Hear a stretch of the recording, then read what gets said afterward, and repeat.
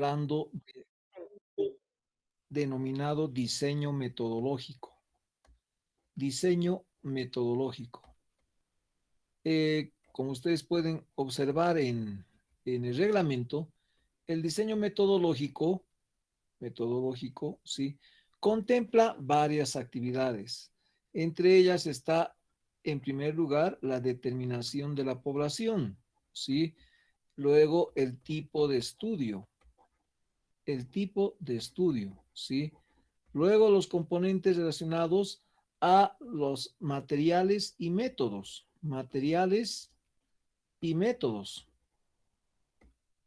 La etapa de lo que es el procesamiento de la información. El procesamiento de la información.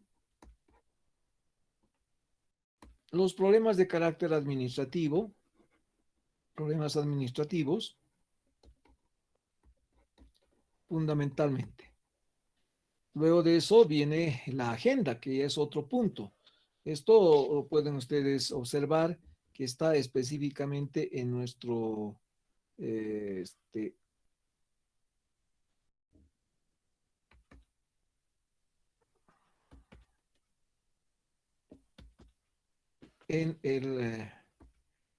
el contenido que tiene la parte relacionada específicamente al reglamento de tesis que hemos venido manejando. Observen en el artículo 8, diseño metodológico, población en estudio, ámbito y periodo de investigación, tipo de investigación, material, procesamiento, procedimientos administrativos, que es el punto número 5. Luego viene la agenda de trabajo, que es una cuestión elemental, y luego la bibliografía. Vamos a empezar primero hablando de lo que es de manera general el diseño metodológico. En realidad es la parte vital de todo trabajo. Uno puede tener perfectamente clara la idea, puede tener claramente la idea, pero el conflicto radica en cómo llevar a cabo esa idea, a cómo llevar a cabo la idea transformada en problema, cómo resolver y encarar ese problema, ¿sí? Por lo tanto, esto responde a la gran pregunta del cómo. ¿Cómo? O sea, el diseño metodológico responde cómo vamos a investigar. Esto no es fácil, eso hay que señalar. En realidad, si bien uno tiene la idea, pero va uno a tropezar con cada uno de estos componentes, uno más difícil que el otro. Vamos a arrancar con el problema específico antes de arrancar con la población, señalar de manera general que el diseño, ¿sí? Se divide en dos partes. El diseño no experimental y el diseño experimental. Diseñar es pues planificar, es planear, es mm, escribir o identificar con precisión, ¿sí? Los pasos de algo, ¿sí? Eso es el diseño. O sea, yo puedo diseñar un edificio. Si fuera arquitecto, entonces hago toda la parte relacionada a la forma en la cual va a tener pisos, etcétera, etcétera. No implica, por ejemplo, el cálculo de estructuras ni nada por eso. Es un diseño, es eso, simplemente es la identificación de los elementos globales, ¿sí? Esa es la figura del diseño. El diseño no experimental está en función al alcance de la investigación, hasta dónde se va a alcanzar. Y obviamente el no experimental incluye el alcance exploratorio, el alcance descriptivo y el alcance correlacional. Correlacional. Por lo tanto, el diseño no experimental está vinculado a la simple observación, porque esos niveles simplemente observan. Se observa Obviamente observación, enumeración y medición de acuerdo a las variables intervinientes, ¿no? Pero en la práctica aquí no se va a modificar la realidad, solo se la va a observar. Y eso es el diseño no experimental. Básicamente hay dos grandes rutas en el diseño no experimental. Los estudios llamados transversales, ¿sí? Que son también los estudios de corte, pero de corte sin H, ¿estamos de acuerdo? De corte, son los estudios de corte. Y los estudios longitudinales, los estudios longitudinales. Los estudios longitudinales tienen varias variantes. Antes, por si acaso, los transversales, obviamente hay transversales exploratorios, descriptivos y correlacionales, ¿sí? Los longitudinales abordan diferentes tipos, entre los que sobresalen los estudios de cohorte. Vean la diferencia, aquí es corte, aquí es cohorte, porque la cohorte es un grupo humano que se hace seguimiento en el tiempo. También los estudios de panel y otros que vamos a ver de manera general. Eso es lo que se entiende como el diseño no experimental. Entonces, ¿cómo se diseña un estudio transversal, un estudio longitudinal en cada uno de los componentes que tiene? El diseño experimental es el que está relacionado al alcance explicativo. Y obviamente implica experimentos. Entendiendo el experimento como la capacidad de poder manipular de manera intencionada determinadas variables independientes para averiguar, verificar lo que acontece con una variable dependiente. Es por eso que en los estudios experimentales, los experimentos se los divide en tres. Los preexperimentos, los preexperimentos, ¿sí? Que tienen ciertas connotaciones, los cuasi experimentos, vean, cuasi experimentos, no son, tienen particularidades que les voy a señalar luego, y los experimentos puros,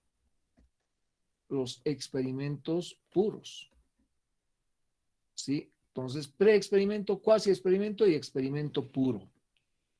Estos tres elementos están sobre la base de dos elementos fundamentales, que son la validez interna, ¿sí? La validez interna y la validez externa. También vamos a ver con exactitud lo que significa la validez interna y la validez externa y en qué casos ocurre que existe esa posibilidad, sobre todo la validez interna. Sí que es un punto fundamental y que el experimento puro sí tiene, ¿no? Ya vamos a ver toda esa parte. Sí, esa es la visión global de los experimentos. Como ustedes verán, en estos diseños ya está supuesto el estudio de la población. O sea, no entra el estudio de la población como tal, sino el empleo de una población específica de acuerdo al experimento. Por eso que van a venir los estudios, por ejemplo, de casos y controles. Los estudios, bueno, lo que se denomina el estudio de caso, o sea, que se utiliza sobre todo en el campo de la salud, en los estudios, sobre todo de carácter individual, el estudio de caso. Otra cosa son los casos y controles y las pruebas que se realizan y los diferentes tipos de estudio que se van a realizar, sobre todo en el área de la epidemiología. Por lo tanto, cuando hablamos de diseño, forzosamente hablamos de población, pero la población se la estudia de manera específica en cada uno de los tipos de investigación que se van a realizar. Entonces, vamos ahora sí a arrancar con el primer punto, que es la población. Todos acá saben lo que es la población, ¿sí? Es un conjunto de elementos. Una población es un conjunto de elementos, ¿sí? Que presentan al menos al menos una característica común. Una característica común. Mm, Fíjense que esta es una definición muy general, ¿no? Conjunto de elementos, ¿sí? Conjunto de elementos y característica común. Ya sabemos lo que es característica, he hablado cuando señalaba el aspecto relacionado al concepto de variable. La, la variable, es decir, es un tipo de característica. Hay características constantes y variables. Y bajo esta figura general, una característica a veces se le entiende como una peculiaridad, algo que distingue. Peculiar es algo que distingue. Es una peculiaridad de este conjunto de elementos. El problema fundamental no está tanto en la definición, pues acaso que hay otras definiciones, ¿sí? Está más que todo en la parte práctica de cómo reconocer la población en estudio. Porque miren, el conflicto radica que uno puede tener la idea, pero de pronto la idea es decir, está relacionada a todo el universo de elementos de una población. Pero en la práctica, la población se tiene que delimitar. Por lo tanto, no es una población simple, debe ser una población delimitada. Y la delimitación de la población responde efectivamente a ciertos patrones de carácter cualitativo, ¿sí? Cualitativo, de espacio y de tiempo. ¿Estamos de acuerdo? Y de tiempo. Cuando aquí a veces también se habla de no solamente la delimitación cualitativa, sino la delimitación cuantitativa. Por lo tanto, miren que hay dos delimitaciones, una cualitativa y una cuantitativa. Por ejemplo, si yo me refiero a la población de los trabajadores campesinos, ¿sí? Vean, eh, en el espectro de la distribución de trabajadores, obviamente los campesinos constituyen un grupo que nominalmente, vean, nominalmente está tipificado por ciertas connotaciones. Tienen ya sea propiedad o por lo menos están relacionados al hábitat del trabajo agrícola o del trabajo sobre la tierra, muy distinto al trabajador minero, más aún al trabajador que, digamos, es el empleado. O sea, ahí hablamos ya de las diferencias del trabajo social, del trabajo manual y del trabajo intelectual. Por eso que miren, estoy hablando de cualidad, cualitativo. En cuanto a cantidad, bueno, también pues la población está definida en términos numéricos. La población de Bolivia, 11 millones de habitantes y fracción, es pues la totalidad. Pero de esa población, que son 11 millones y que teóricamente el año que viene se va a hacer el censo para saber cuántos ahora ya somos, efectivamente de esos 11 millones, una parte está pues en el departamento de La Paz.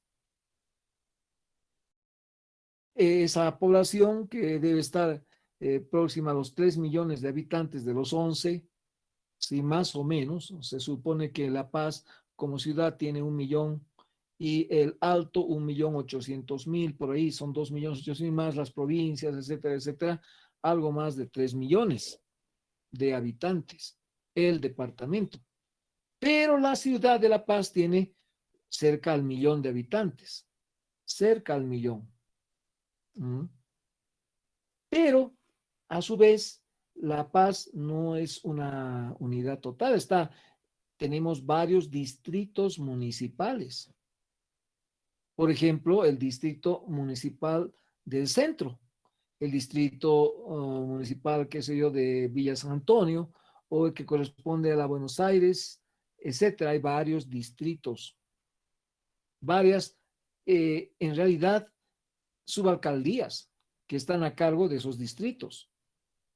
Por ejemplo, en el distrito central que alcanza la subalcaldía del centro, pues obviamente ahí debe haber una cantidad de habitantes no tan grande, ¿no? Posiblemente, aunque es el centro fundamental, ¿sí?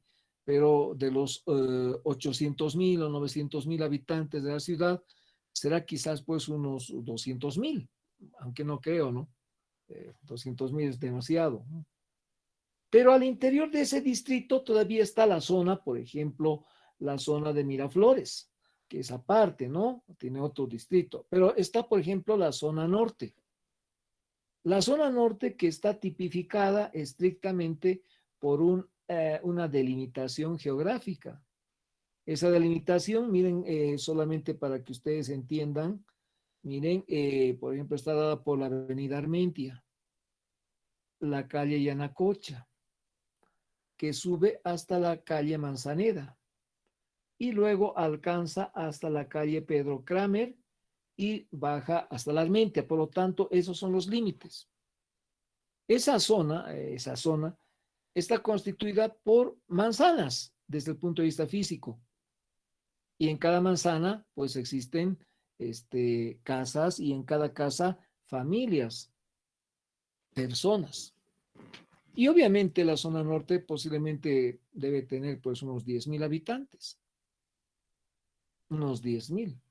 Eso es muy fácil de tipificar encontrando los datos que están asentados en el INE, en la alcaldía, etcétera.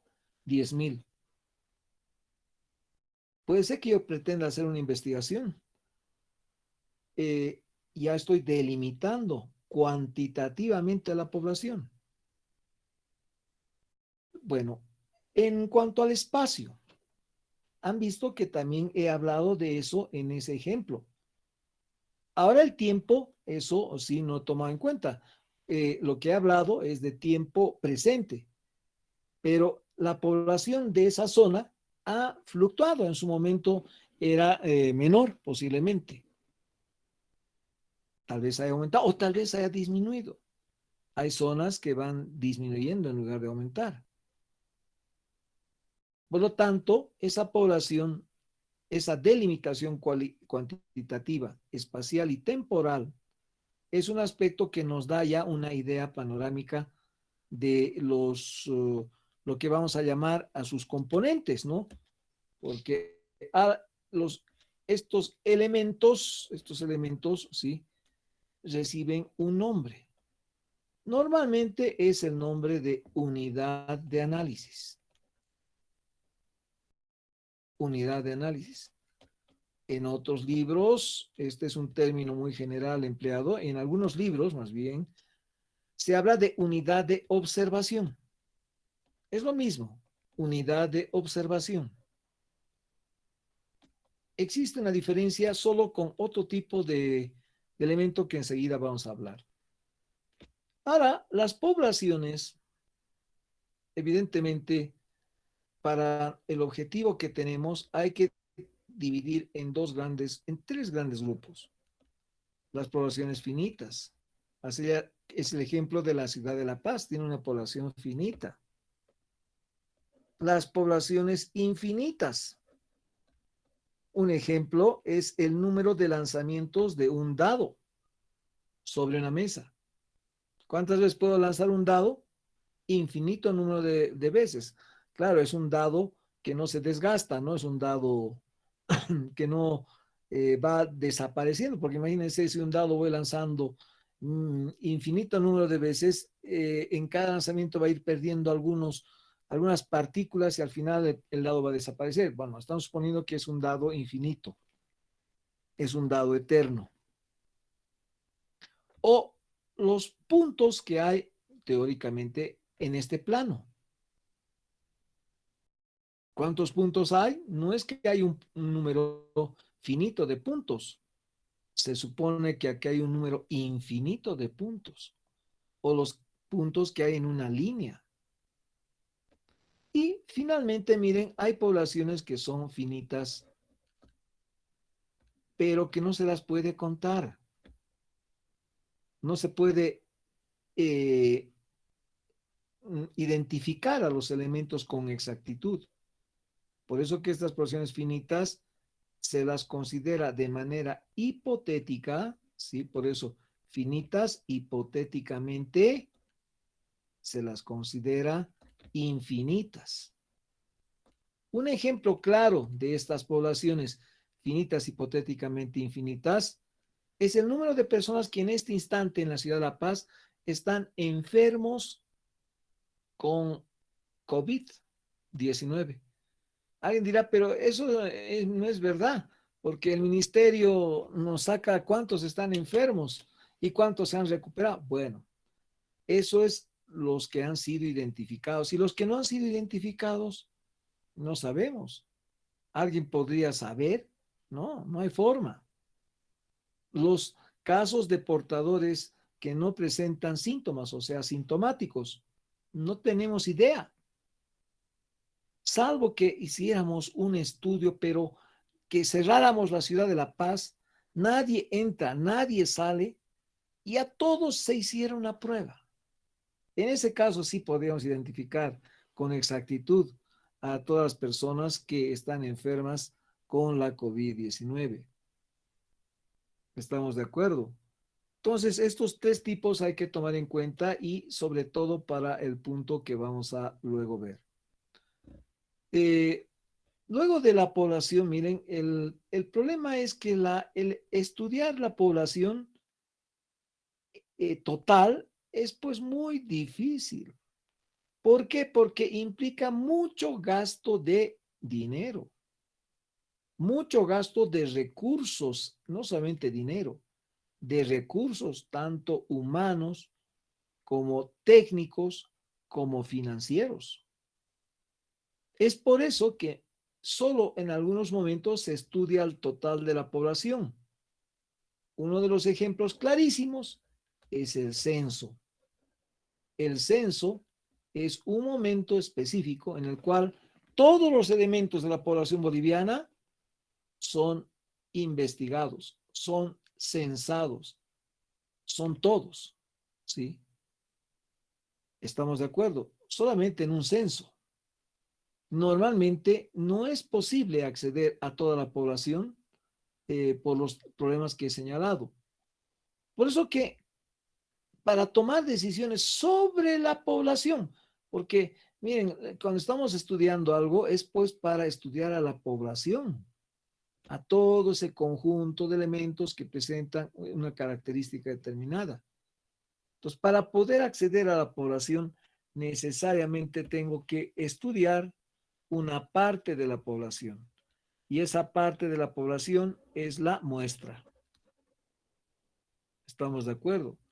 La muestra es una parte de la población, por lo tanto, es un conjunto también de elementos que pertenecen a una población.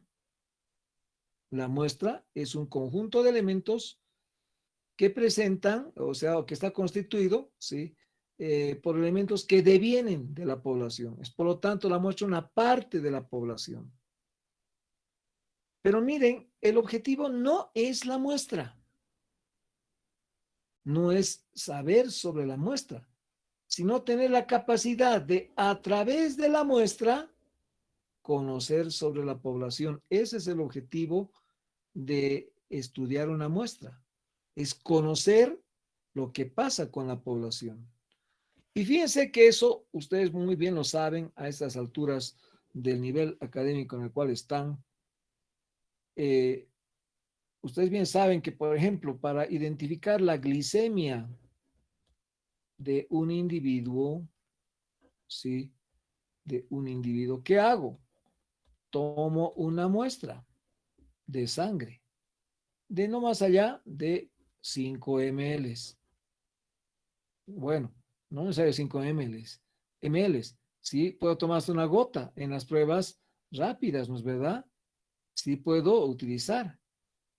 Entonces, 5 ml, digamos, ¿no? O una gota en el caso específico de esas pruebas. Entonces tomo una pequeña parte de ¿qué? De las 5,000 y pico ml que tiene la sangre. O sea, tomo 5 de los 5,000 ml. ¿Por qué? Porque aproximadamente vamos a suponer que una persona tiene 5 litros de sangre, ¿sí? Aproximadamente como su volemia, ¿no? Su volemia es de 5 litros. Yo tomo 5 ml de esos 5 litros. Estos 5 litros son pues de este individuo, ¿sí? ¿Y qué es lo que hago? En esos 5 ml hago este análisis y obtengo un valor, un valor. Ese valor, ¿qué hago? Lo estimo, ¿sí? Lo estimo que es del individuo. O sea, por lo tanto, en realidad, ¿qué es lo que he hecho al obtener estos 5 ml? 5 ml. He trabajado con una muestra de la población de 5,000 ml. ¿Estamos de acuerdo? Tengo entonces la población, la muestra. Esto lo hacemos a diario. Ustedes lo van a hacer a diario. Lo hacen a diario en sus pruebas. ¿Sí? ¿Estamos de acuerdo? Por eso que la muestra tiene una importancia fundamental en la carrera de bioquímica. No solo por razones de lo que estamos haciendo ahora, identificar la población que se va a investigar para una tesis, sino específicamente por el valor que tiene este procedimiento, porque el obtener una muestra es lo que vamos a denominar como procedimiento muestreo, ¿no? Muestreo. Y esto es un procedimiento que vamos a verificar luego. Entonces, bajo esta figura global que estamos señalando, el problema de identificar la población y la muestra es el primer punto que nos necesariamente debemos tener en mente, dado el problema en investigación, el problema que se va a investigar. Y este no es tan fácil, ¿no? O sea, en otras palabras, las preguntas de investigación son las que más o menos nos van a orientar a señalar o a cuál va a ser la población en estudio. Vamos a suponer que, miren, queremos conocer la distribución etaria, sí, de los niños, sí, afectados con la COVID-19. Ustedes saben que ya se han encontrado casos, antes no había, pero se han encontrado casos. Distribución etaria de los niños. Entonces la pregunta acá será pues, ¿cuál es la distribución etaria? Etaria obviamente se refiere a la edad, ¿no? Etaria de los niños afectados con COVID-19, ¿sí? Posiblemente esa pregunta de investigación ya nos está dando una pauta.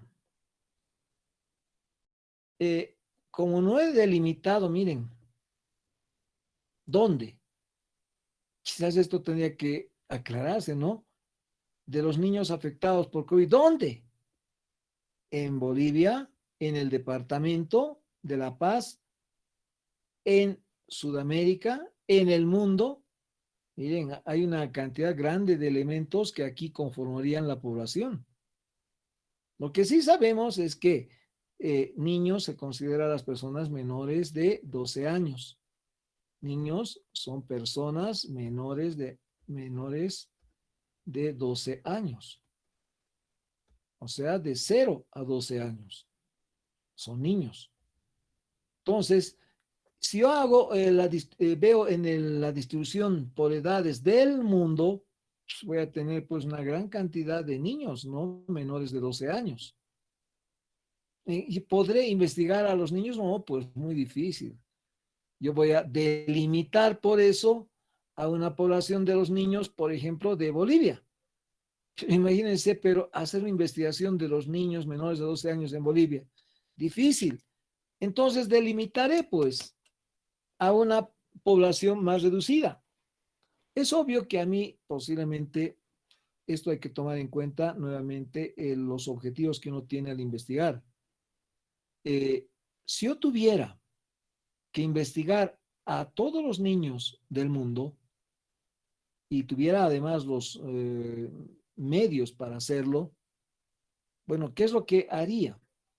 Bueno, lo que tendría que hacer es tomar una muestra, pues. Imposible que pueda estudiar a todos los niños. Entonces tendré que construir una muestra, pero una muestra que tenga una palabra que es muy, digamos, conflictiva. Es el concepto de muestra representativa. Esto quisiera que se entienda con exactitud, ¿sí? Muestra representativa. ¿Por qué con exactitud? Porque representativa, ¿sí? Es cuando uno conoce al total. O sea, cuando conozco el total, solamente ahí puedo encontrar quienes representen a ese total.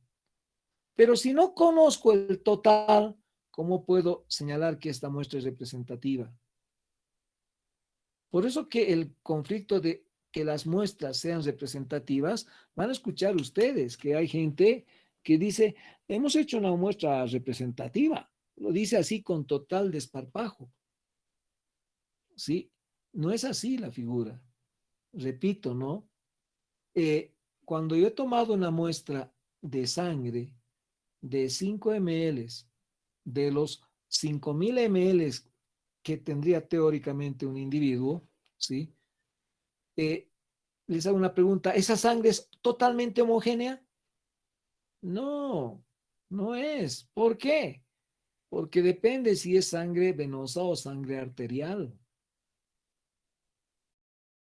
Entonces, yo puedo tomar sangre venosa o puedo tomar sangre arterial.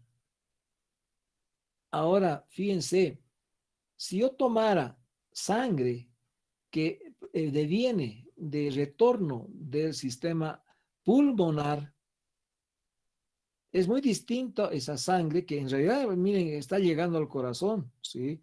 Del pulmón hacia el corazón, ¿sí? En la teoría, ¿sí? Esa sangre es una sangre, pues, rica, que es la que en oxígeno es la que se va a distribuir al organismo. Por lo tanto, muy distinta a la sangre que está llegando al corazón, pero por el sistema circulatorio mayor, que es más bien una sangre muy ausente de oxígeno. Entonces, ya sé yo que ustedes saben la diferencia que hay entre la sangre arterial y la sangre venosa. Entonces, yo he tomado una muestra de sangre del pliegue del codo, de una vena del pliegue del codo. En la teoría es una muestra que está representando a quién, a toda la sangre, no, solo a la sangre venosa. ¿Estamos de acuerdo? Entonces aquí tenemos un pequeño inconveniente. Esa muestra representa de sangre tomada del pliegue del codo, de sangre venosa, ¿representa los 5.000 ml de sangre? No, no representa. Sin embargo, sobre esa sangre es que yo voy a hacer voy a encontrar ciertas variables, voy a estudiar ciertas variables y voy a obtener ciertos valores de esas variables, entre ellos la glicemia. Y luego, ¿qué voy a hacer? Voy a afirmar que esa glicemia es de todo el individuo. ¿Se dan cuenta del problema? Miren, por eso que hablar de muestra representativa tiene un gran problema. Entonces, a veces, para poder hacer que la muestra sea, entre comillas, representativa, se trabaja con una muestra aleatoria. Aleatoria. ¿Qué significaría esto? Miren, en el caso de la sangre, que tendría que sacar una muestra de sangre que en la práctica, de manera aleatoria, o sea, por azar, sea por la sangre que viene de tanto del sangre venosa como sangre arterial. Y eso, ustedes saben que eso es un poco difícil, ¿no? Es un poco difícil encontrar esa situación. Un lugar donde la sangre arterial esté combinada con la sangre venosa, quizás en los extremos mismos del sistema circulatorio, donde las arterias se transforman en venas. En ese lugar, en ese sitio, bueno, la sangre podrá ser pues venosa y arterial al mismo tiempo, una mezcla de sangre arterial y venosa, instantánea, pero que no se puede obtener, pues. Entonces, miren, para evitar eso, lo que hago es una muestra aleatoria, pero con ciertas connotaciones. Esta palabra aleatoria, ya saben, está relacionada a la palabra azar. Y azar significa suerte, ¿sí? Lotería, ¿sí? Y otra palabra que también se emplea es estocástico, estocástico, estocástico. Por lo tanto, hay muestras aleatorias o de azar o muestras estocásticas. ¿Mm? Acá, miren, entra muchos procedimientos que vamos a justamente recordar de manera global en esta clase, ¿sí? Pero yo quisiera que ustedes vean el problema, ¿no? Que aquí se va dando, ¿no? Cómo determinar la población a ser investigada. Les voy a dar un ejemplo, un segundo ejemplo. Vamos a suponer que el objetivo, el objetivo es determinar si las características, eso ya está dándome una variable general, las características, ¿sí? Del sistema de evaluación, del sistema de evaluación del aprendizaje, ¿sí? De la formación, de la formación virtual del grado, del grado.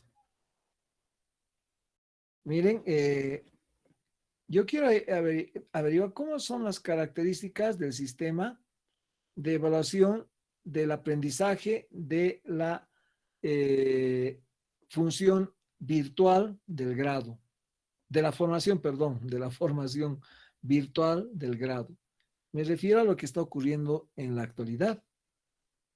Es decir, ¿cómo es el sistema de evaluación? O sea, ¿qué características ha tomado el sistema de evaluación?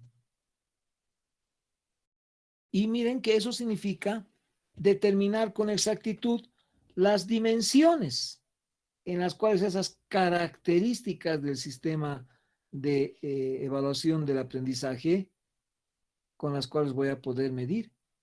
¿Se dan cuenta? Miren cómo lo que esta mañana hemos visto, las características es una palabra así nomás muy grande. Entonces habrá que encontrar las dimensiones en las cuales se va a poder enfocar esto. El problema, miren, es que acá cuando digo de tener las características de la formación del grado, realmente, miren, es pues excesivo, ¿no? No sabemos que el grado, cuando hablamos de grado, nos referimos a la formación universitaria. Por si acaso, ¿no? El sistema anterior a la universidad, o sea, el colegio, ese es el pregrado. ¿Estamos de acuerdo? Ese es el pregrado. Ustedes están durante este tiempo en la formación del grado, porque van a obtener justamente un grado de licenciados. No están en el pregrado para obtener grado. Después de obtener el grado al cual ustedes están aspirando con su formación, recién viene el posgrado con todos los niveles que tiene hasta el doctorado. Inclusive, ahora hay algunos que hablan del posgrado, del postdoctorado como grado. No, existen cursos de posgrado, perdón, de postdoctorado. pero no hay grado de postdoctor. Imagínense que hay un grado de postdoctor. No hay. O sea, el grado de doctor es el grado que hasta actualmente se reconoce, pero no hay grado de postdoctor. Solamente hay reconocimiento de cursos de postdoctorado. Y eso les comento que está en una resolución del Consejo Universitario en el caso boliviano. Y en el caso mundial ocurre una cosa similar. Es decir, es así como se maneja, ¿no? La concepción, no hay grado. Y eso les puedo comentar que justamente se ha determinado en la resolución cuando estaba como secretario general, en la cual se hace esa aclaración que el postdoctorado no es un grado. Eso solamente para que tengan una idea de lo que significa los grados y que cuando digo aquí de la formación del grado, me estoy refiriendo a la formación de ustedes, del nivel universitario. Pero imagínense que el grado, ¿dónde? ¿Dónde? En Bolivia, del sistema de formación y aprendizaje de la formación virtual del grado en Bolivia, mucho, ¿no? En la UNSA, mejor, ¿no? En la UNSA, ya más pequeño, solamente somos 70,000 en el grado. No, no, mucho, mucho, ¿no? Entonces, ahora tengo que encontrar un mecanismo. ¿Puedo hacer un estudio en la UNSA del grado? Sí. Podría trabajar y encontrar una muestra representativa. Tengo la lista de todos los estudiantes de la UNSA. Esa lista forma parte específicamente la lista del, mm, de los datos que se tiene de la matrícula universitaria. Todos ustedes están registrados y todos los demás estudiantes, los 70,000, creo que ahora ha bajado a 65,000, creo, en la UNSA, ¿sí? Entonces, hay la lista de los 65,000. Tengo esa lista. Entonces, yo podría quizás hallar un muestreo. Un muestreo. El problema es cómo, una vez que se haya sorteado, encontrar a esas personas. También se tienen las direcciones. Bueno, miren que se puede hacer.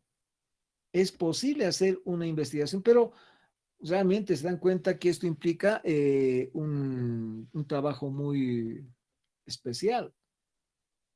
Si yo quiero conocer de toda la UNSA, si mi objetivo es conocer en toda la UNSA, pero si mi objetivo es conocer solo, por decir algo, en la facultad, la cosa ya cambia, pues. La población de la facultad apenas son 1,500 estudiantes. ¿Podría hacer un estudio de esos 1,500? Sí. Miren cómo estoy delimitando la población y estoy obviamente encontrando una población plausible de ser investigada. Sin embargo, acá tenemos un problema. A medida que voy tipificando la población, o sea, cualquier investigación que se realice, pues va a tener solamente la posibilidad de ser, digamos, proyectada, de ser estimada para una población más reducida. Por lo tanto, yo no podría, lo que estudie en el caso de los 1,500 estudiantes de la Facultad de Farmacia y Bioquímica, extrapolar, estimar, ¿sí?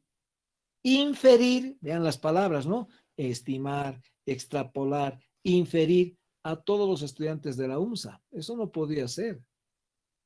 Yo lo máximo, e inclusive, si nosotros asumimos que los 1,500 estudiantes de la facultad son parte de la población, no se puede estimar. Si no se puede estimar. ¿Por qué? Porque en la práctica esa muestra no es aleatoria. Eso vamos a justamente hablar más adelante, cuando se convierte una muestra en aleatoria y cuando es determinística, que de alguna forma he comentado con ustedes, muestra aleatoria y muestra determinística. Entonces, vean el problema que yo tengo acá. Miren cómo el problema, características del sistema de evaluación del aprendizaje en la formación virtual del grado, ¿sí? Se relaciona con una población específica. En la UMSA, en la Facultad de Ciencias Farmacéuticas y Bioquímicas, posiblemente a mí me interesaría, de acuerdo al caso, ¿no? Si estoy haciendo un estudio institucional, pues en la UMSA, ¿no? Entonces tendría que construir una muestra e identificar a las personas y aplicar el instrumento de recolección de datos. Vean, instrumento, nuevamente estamos hablando de qué? De operacionalización de las variables en estudio. Entonces habla de dimensión, ahí ya estoy hablando del instrumento. O sea, fíjense entonces cómo todo está absolutamente ligado. La población está sujeta específicamente, estrictamente, a lo que yo pretendo investigar. Y los datos convertidos en información solamente van a tener efecto sobre la población de la cual proviene el estudio muestral, si es el caso. Obviamente, en el censo, como es un estudio de toda la población, pues obviamente solamente sirve para esa población. El censo de Bolivia solo sirve para Bolivia. No puedo asumir que el censo de población de Bolivia es una muestra, Bolivia, de todas las poblaciones del mundo y podríamos estimar lo que acontece. No, no hay forma, ¿no? Estamos de acuerdo. Creo que eso es absolutamente claro. Entonces, ustedes verán que no es fácil el trabajar con la identificación de una población. Hay que necesariamente mmm, analizar varios de estos elementos. Precisamente vamos a intentar luego, llegando a este punto, trabajar para identificar esa muestra, ya que de alguna forma estamos ingresando a ese análisis, al análisis de la muestra. Muy bien. Entonces, muestra aleatoria. La muestra aleatoria, ¿sí?, que va a representar a la población, debe cumplir un principio fundamental. ¿Cuál? Ese principio dice lo siguiente: todo elemento de la población, vean, todo elemento de la población debe tener la misma probabilidad, debe tener la misma probabilidad de formar parte de la muestra, de formar parte de la muestra. Ese es el principio fundamental del muestreo aleatorio.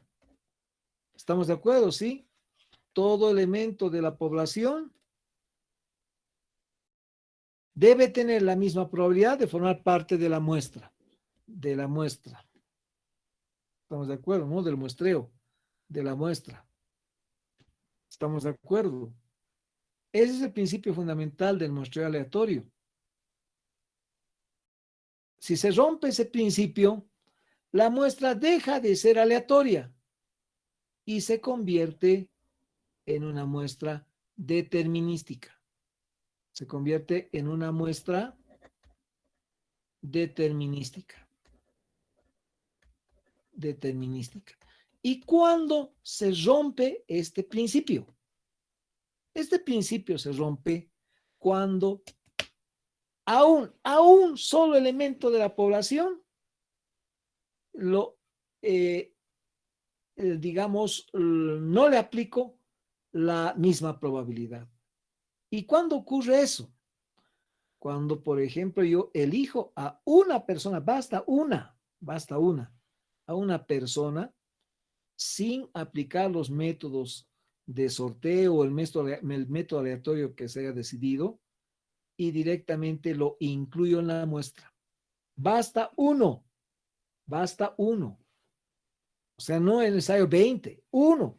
Uno se rompe y se ha modificado. Como ustedes se darán cuenta, eso es muy fácil de entender, ¿no? Miren, supongamos que, decir, son 1.400 personas, ¿sí? La probabilidad de elegir a una persona es 1/1400. ¿Estamos de acuerdo? Esa es la probabilidad de elegir a una persona de estas 1.400 personas.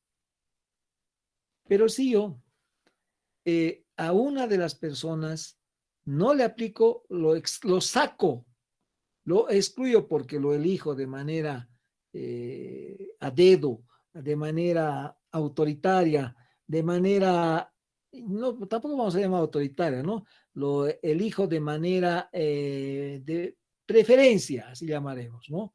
Por ciertos grados de preferencia, ¿sí? Preferencia no me refiero desde un punto de vista negativo, por si acaso. Puede ser, por ejemplo, que yo decida que la muestra, el representante forme parte de la muestra. ¿Por qué? Porque es el representante, ¿no? Entonces, ¿va a nutrir a la muestra? No. Más bien lo que va a hacer en ese caso es destruir la muestra aleatoria. Porque los demás, ya no va, la probabilidad para elegir a los demás ya no va a ser 1/1400, sino la probabilidad ahora va a ser 1/1399. Ha cambiado la probabilidad por el solo hecho de haber determinado que una persona esté incluida en la muestra. Por eso que tiene este nombre, muestra determinística, porque se ha determinado. Ahora, no siempre eso está mal, por si acaso, ¿sí? Porque uno puede elegir muestras determinísticas, ¿sí? Cuando uno es experto en esa población. Miren, hay personas que por haber realizado muchas investigaciones en una determinada población, tienen la capacidad de señalar la constitución de la muestra. Ahora bien, ¿por qué esta diferencia entre muestra aleatoria y muestra determinística? La muestra aleatoria permite la inferencia a la población. La muestra aleatoria permite la inferencia a la población. ¿Estamos de acuerdo? Ya les he dicho que ¿para qué se hace muestreo? Se hace muestreo pues para estudiar, conocer algo sobre la población. Por eso que ustedes sacan muestras de heces, muestras de sangre, muestras de orina. Es para conocer a todo el individuo a partir de la muestra. Ahora bien, este muestreo determinístico en algunos casos sí puede servir para hacer esa inferencia. ¿Cuándo? Cuando les he comentado, cuando quien ha determinado la población, el de la muestra, es un experto en esa población. Solamente en esas condiciones, una muestra determinística puede servir para inferir sobre la población. ¿Estamos de acuerdo? Pero eso no es pues fácil. Hay pocas personas que tienen esa capacidad de conocer con exactitud. ¿Estamos de acuerdo? Entonces, esta es la visión global de la relación entre población y muestra. Los dos tipos de muestras, ¿sí? Y la forma en la cual se intenta construir una muestra que sea, entre comillas, representativa, entre comillas, ¿sí? Una muestra aleatoria, ¿sí? Ahora bien, hay una pregunta que permanentemente se formula cuando se trabaja con muestras aleatorias, ¿sí? ¿Y cuál es el tamaño de la muestra? ¿Cuál es el tamaño de la muestra? Y todavía viene con apellido esa pregunta. Dicen, ¿cuál es el tamaño de la muestra para que ésta sea representativa? Miren, y varias veces a mí me han venido a preguntar eso, ¿no? Usted es docente de estadística, una pregunta, ¿cuál es el tamaño de la muestra que sea para que sea representativa? Realmente, cuando me formulan eso, primero, bueno, internamente me sonrío, Y me sonrío, ¿por qué? Porque eso no hay un valor así exacto, ¿no? Por eso que miren, hay gente, eso les digo, que en la prensa dice así de manera sin saber, obviamente, supongo, ¿no? Hemos trabajado con una muestra representativa de 300 personas. Claro.